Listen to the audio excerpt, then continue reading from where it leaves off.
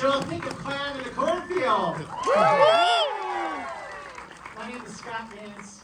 This movie is totally my jam. I was so excited when they asked me to moderate tonight's conversation, and I'm so excited to welcome to the stage. Please welcome the cast of Clown in the Cornfield, starring with Will Sasso.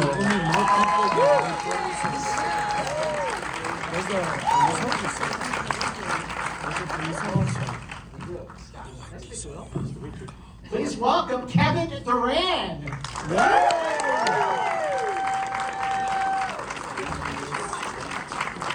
Please welcome Carson McCormick.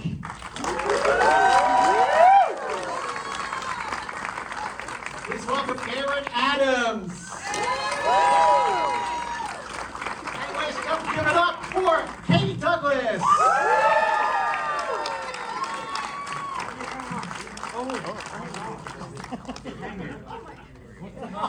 Don't leave him hanging. All right, so first of all, Will, you saw this movie tonight. You were sitting in the audience. This is your first time seeing the movie. What did you think? Yeah, it was my first time seeing the.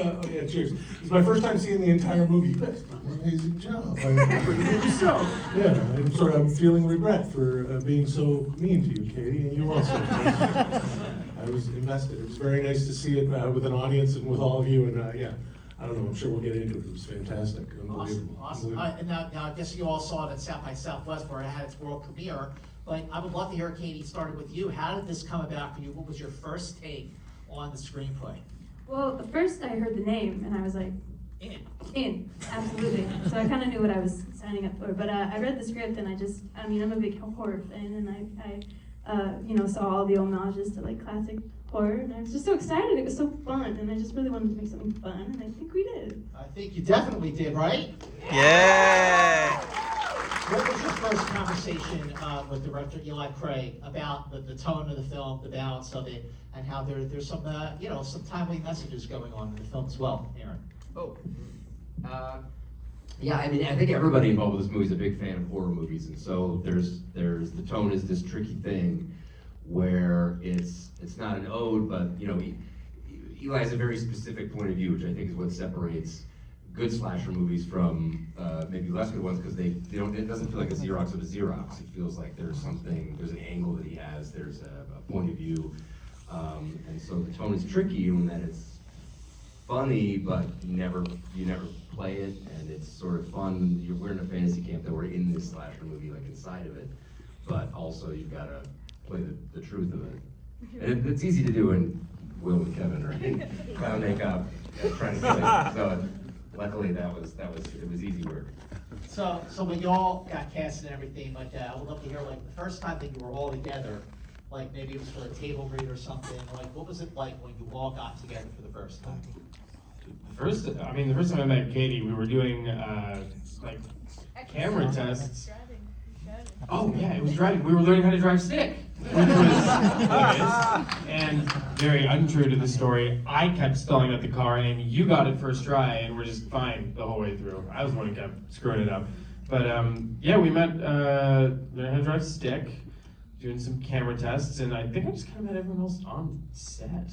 But yeah, it was very like we had 3 weeks of just night shoots that we were filming, so we had like a week before that to just kind of get to know everyone and hang out, and we got dinner at one point at a restaurant, I'm pretty sure, early on before we started the show. Vague memories of Winnipeg restaurants somewhere. But the cast was great. It was really, really close-knit community when we were filming.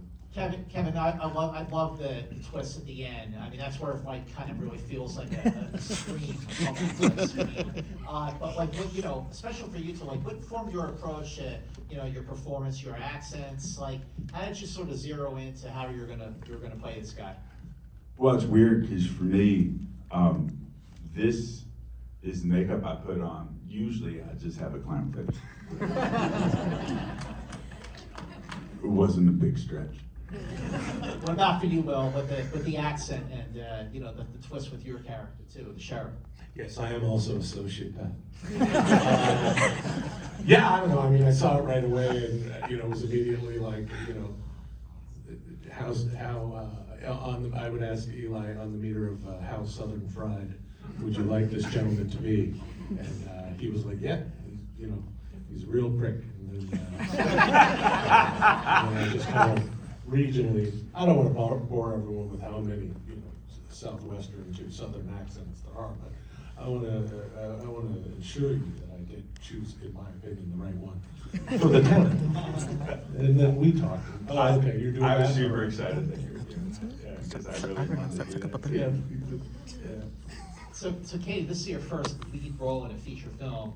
What was that like for you? Was it a little daunting, or was it exciting, or a little bit of both? Yeah, I think it's always daunting. It was totally daunting. But genre films like this are so fun, but they can also be really hard. But they're really fun, and at the end of the day, your task is just to kind of reinforce what your character is meant to represent, and surrender yourself over to all of the campiness, and just kind of go with the story. But it is daunting, especially when it's based on a novel.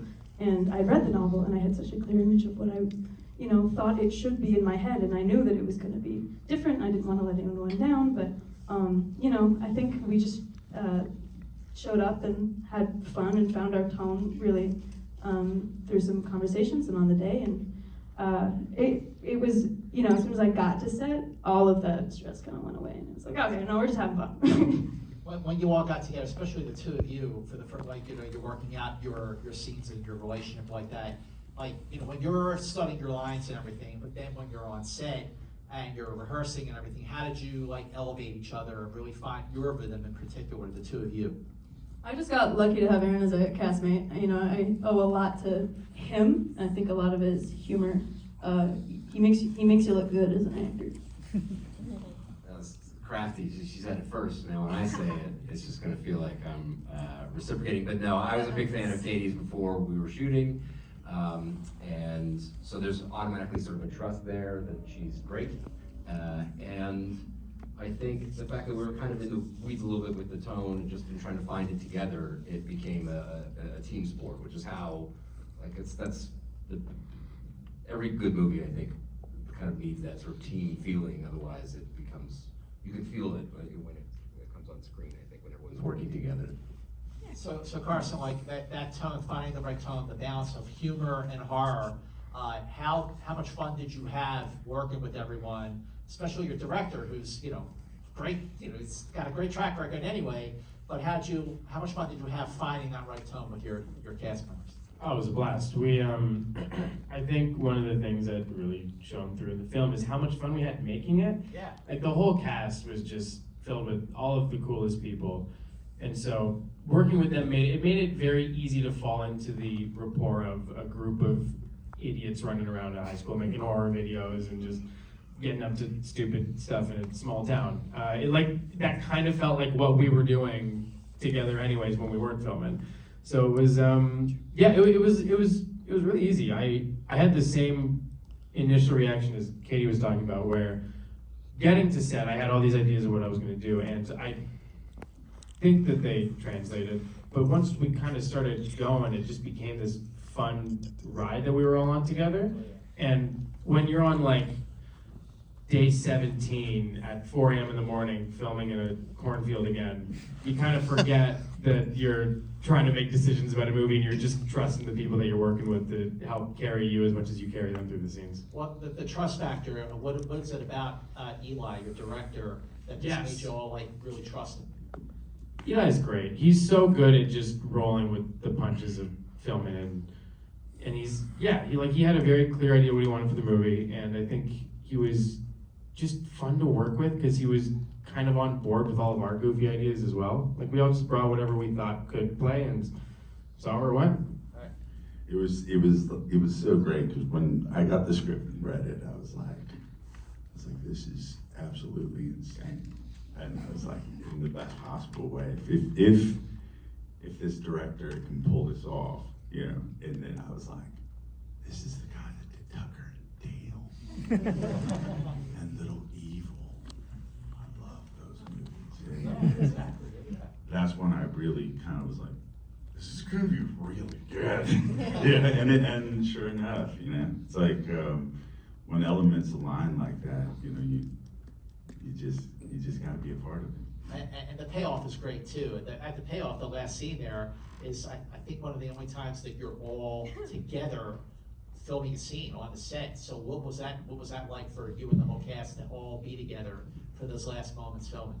It was nice to see everybody at the same time, know who you're killing, and understand that you're gonna die eventually. But the thing about acting is, make sure the audience doesn't know that you're gonna die eventually. So I make sure that I'm gonna kill Kate, I'm gonna kill Aaron, I'm gonna kill Carson.